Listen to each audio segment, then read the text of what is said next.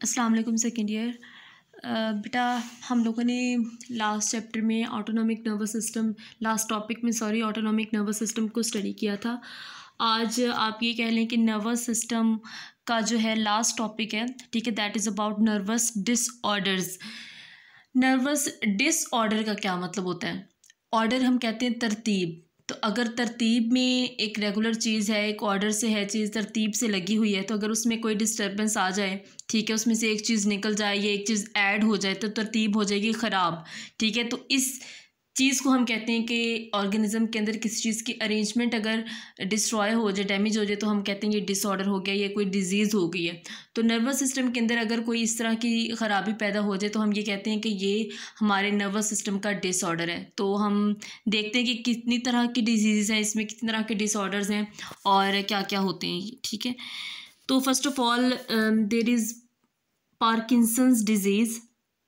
Parkinson वो शख्स है जिसने पहली दफ़ा इसको डायग्नोस किया था। ठीक है, पार्किंसन, तो उसके नाम पे ये डिज़ीज़ का नाम है पार्किंसंस डिज़ीज़। ठीक है, तो what is about Parkinson's disease? Nervous disorder characterise by, ऐसी नर्वस डिसऑर्डर है जिसको हम डिफ़ाइन कर सकते हैं या करेक्टराइज कर सकते हैं, देख सकते हैं कि ये किस तरह की डिज़ीज़ होती है।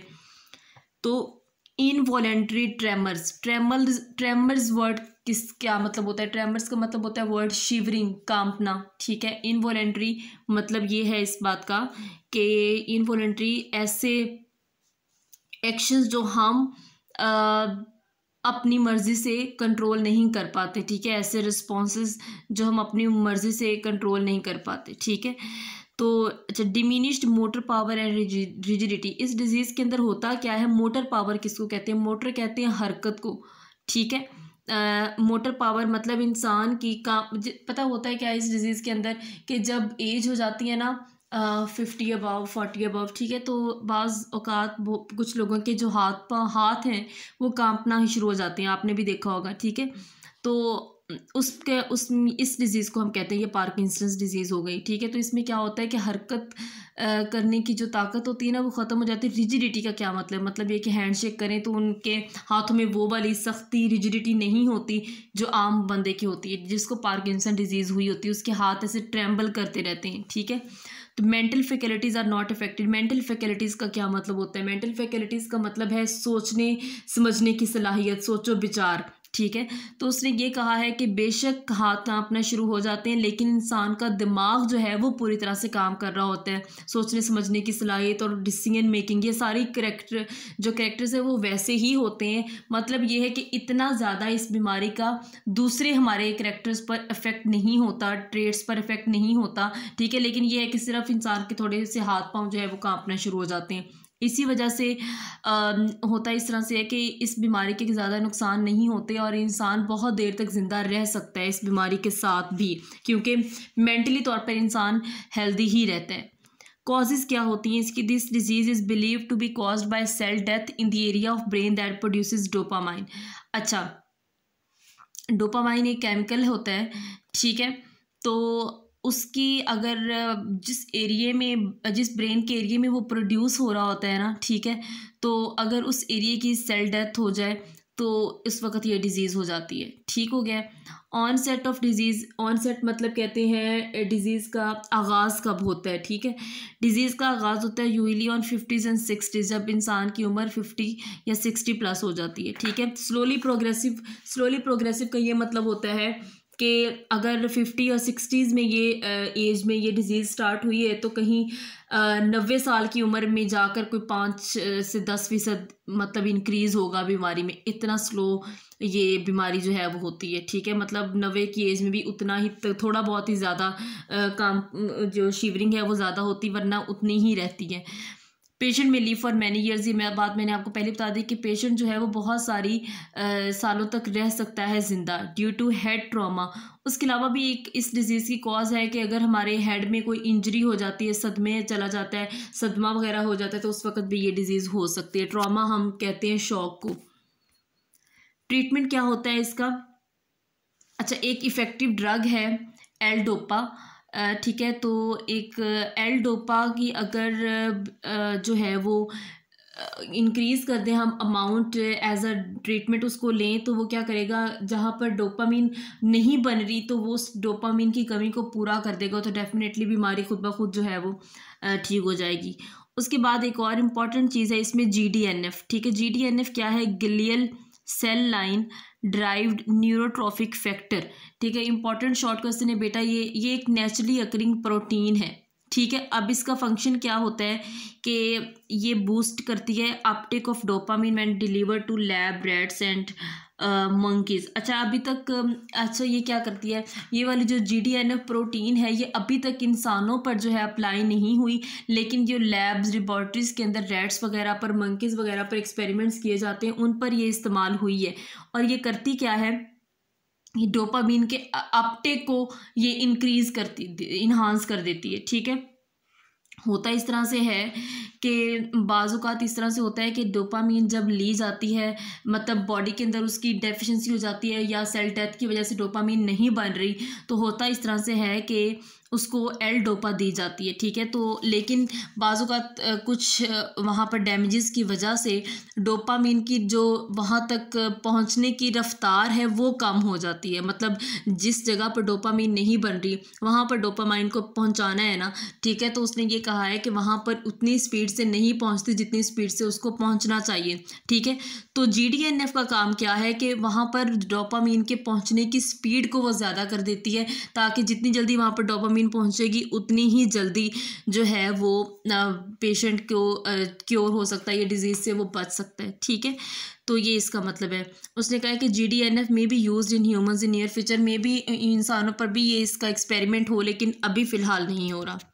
तो ये important, very very important short question है, GDNF के बारे में ये पूछा जा सकता है कि इसका फंक्शन क्या होता है और ये क्या होती है, ठीक है। उसके बाद है एपिलेप्सी, कन्वल्सिव डिसऑर्डर। कन्वल्सिव का क्या मतलब होता है, अच्छा आपने कभी सुना होगा मिर्गी का दौरा, तो ये जो मिर्गी वर्ड है ये कन्वल्सिव इसके लिए इस्तेमाल किया गया है, ठीक है। कैरेक्टराइज्ड बाय क्या होता है इसके अंदर, abrupt transient system of sensory motor and psychic and autonomic nature. Abrupt मतलब अचानक से जो है वो सिस्टम के अंदर अगर चेंजेस आ जाएं, ठीक है, तो उससे हो जाती है, ये अचानक से होती बहुत कम टाइम के लिए, जैसे सेंसरी मोटर या साइकिक या ऑटोनॉमिक नेचर। अच्छा उसने ये कहा है कि हमने पीछे, अब पता नहीं आपने ब्रेन पढ़ा है कि नहीं, आपको याद है कि नहीं, ब्रेन के कुछ हिस्से होते हैं, ब्रेन के पार्ट्स होते हैं, उसमें एक मोटर पार्ट होता है, सेंसरी पार्ट होता है और साइकिक पार्ट भी होता है। उसने कहा कि इन एरियाज़ के अंदर अगर एब्रप्ट चेंजेस आ जाएँ, ठीक है, तो उस वक्त ये डिजीज़ हो जाती है। Frequently associated with changes in consciousness.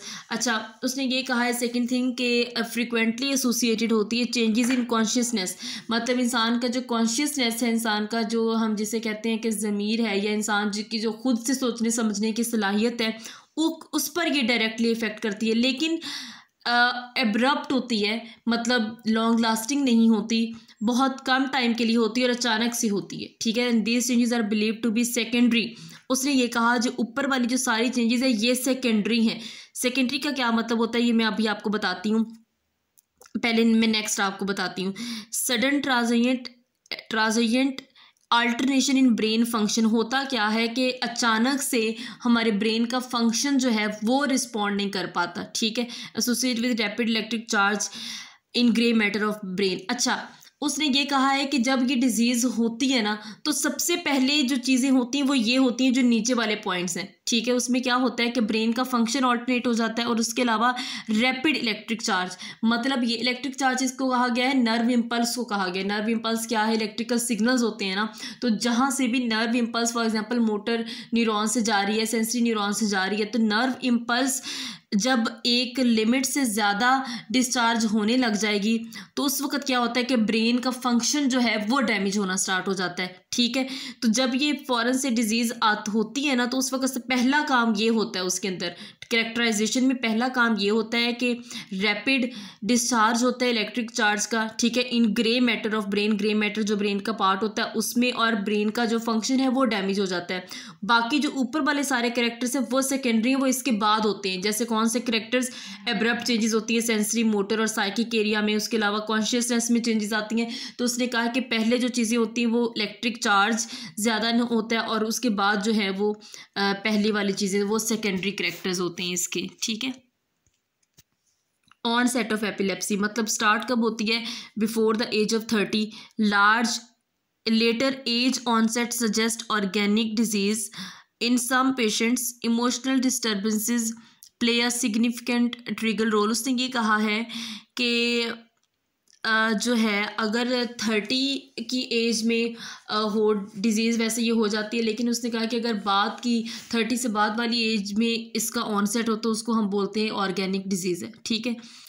उसके बाद उसने ये कहा है कि कुछ पेशेंट्स में इमोशनल डिस्टर्बेंसेस की वजह से भी ये डिज़ीज़ स्टार्ट हो जाती है। मतलब अगर इंसान इमोशनली जो है वो डिस्टर्ब है और सेट नहीं है तो उसकी वजह से ये एज ए ट्रिगर काम करती है एपिलेप्सी को मतलब स्टार्ट करने के लिए। तो ट्रीटमेंट क्या है इसका, इलेक्ट्रॉन जो है electroencephalography is the most important test in the study of epilepsy. उसने कहा कि जिस बंदे को एपिलेप्सी होती है तो ये एक टेस्ट का नाम है, उसके ज़रिए से इसका सबसे पहले जो है वो टेस्ट किया जाता है। Anti convulsant drugs are used, ऐसे ड्रग्स और ऐसी मेडिकेशन इस्तेमाल होती है जो कि एंटी कन्वल्सेंट होती है, मतलब ये मिर्गी का जो पड़ता है दौरा वगैरह उसको ये ख़त्म करती है। Alcohol aggravates the epilepsy. उसने कहा है कि जो अल्कोहल होती है एपिलेप्सी को बढ़ावा देती है, उसको इन्हांस करती है।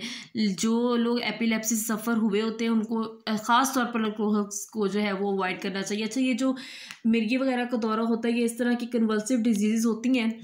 इसमें एक तो ये होता है कि पेशेंट जो है उसके साथ उस सिचुएशन में जो कुछ भी गुजरी हुई होती है वो भूल जाता है। उसके बाद अगर मतलब नॉर्मल में जब वो नॉर्मल आज हो जाता है तो उस वक़्त उससे पूछें कि आपके साथ क्या हुआ है तो उसको वो सारा उसकी मेमोरी से जो है वो निकल चुका होता है, तो उसको नहीं पता होता कि मेरे साथ क्या हुआ है, ठीक है।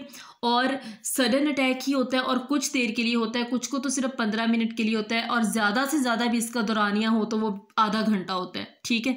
और वो सीवियर केस में होता है, लेकिन कम से कम जो है वो मतलब 10 या 15 मिनट होता है इसका। उसके बाद है Alzheimer disease. was first described by Alois Alzheimer in 1907। 1907 में एलोयस अल्जीमर एक साइंटिस्ट था जिसने पहली दफ़ा इसको डिस्क्राइब किया था। And it is characterised by the decline in brain function. वही बात है कि decline in brain function, brain का जो हमारा अच्छा सबसे ज़्यादा इसमें चीज़ जो इफ़ेक्ट होती है वो हमारी मेमोरी होती है, ठीक है। तो अल्जीमर डिजीज़ में क्या होता है कि कुछ अरसे की जो मेमोरीज होती हैं वो निकल जाती हैं या थोड़ी थोड़ी चीज़ें जो है वो साथ साथ भूलना शुरू हो जाता है इंसान, ठीक है। तो ब्रेन पूरी तरह से फंक्शन नहीं कर रहा होता, इस वजह से ये डिजीज़ होती है। सिम्टम क्या है इसकी, similar to those disease that cause dementia. Dementia एक डिजीज़ है जिसमें मेमोरी लॉस होता है, और अल्जीमर उसने कहा कि ऑलमोस्ट उसी तरह की डिजीज़ होती है। And there is a genetic predisposition to this disease in some people, so it runs in families। उसने ये कहा है कि जेनेटिक प्रीडिस्पोजिशन उसकी एक कॉज है कि ये जेनेटिकली भी हो सकता है। जेनेटिकली प्रीडिस्पोजिशन का क्या मतलब होता है कि जीन्स में अगर कोई डिस्पोजिशन होगी, चेंजेस आ गई हैं, ठीक है, तो उसकी वजह से भी ये हो सकता है। और जेनेटिक होने की वजह से ये अक्सर फैमिलीज़ के अंदर ये जैसे हम कहते हैं कि ये विरासती बीमारी है, ये उस तरह से आता है, ठीक है। ऑनसेट ऑफ डिजीज़ क्या होता है, डिजीज़ कब स्टार्ट होती है, जब एल्यूमिनियम का लेवल जो है वो ब्रेन के अंदर हाई हो जाता है, उस वक्त होती है, ठीक है। या फिर इस तरह से होता है कि एज के साथ साथ भी ब्रेन फंक्शन प्रॉपरली नहीं कर पाता, तो उस वक्त भी कुछ लोगों को होता है। मैंने खुद देखा है कि बुज़ुर्ग जो होते हैं उनको चीज़ें भूलना स्टार्ट हो जाती हैं, ठीक है, तो ये इस वजह से होता है। तो ये डिजीज़ अल्जीमर डिजीज़ उसको कहते हैं। That was all about nervous disorders. Allah हाफिज़।